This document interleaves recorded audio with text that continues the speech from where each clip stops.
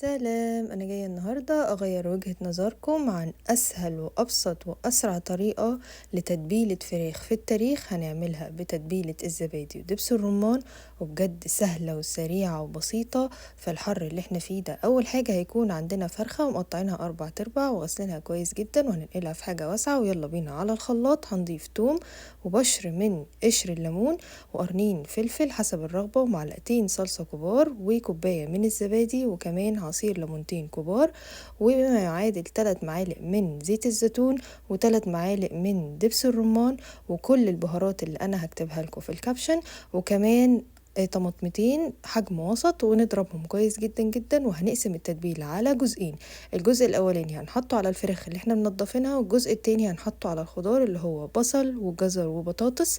وبعد كده هنرص الفراخ على الخضار بتاعنا، ولازم نغطي الصينية بتاعتنا بورق قصدير ونسيبها في الفرن تقريبا ساعة و10 دقايق على الشواية. وأقسم بالله يا جماعة مش هتندموا لو جربتوا الطريقة دي.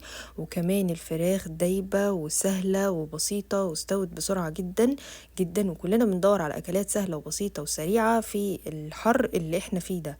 ولازم كمان تجربوا الخضار على الطريقة دي، شارب من التتبيلة وطعمه حلو قوي قوي قوي. وما تنسوش الفولو واللايك وسبسكرايب، وكمان تعملوا سيف للفيديو عشان لما تحبوا ترجعوا له في اي وقت، وتستنوني في وصفة جديدة. باي باي.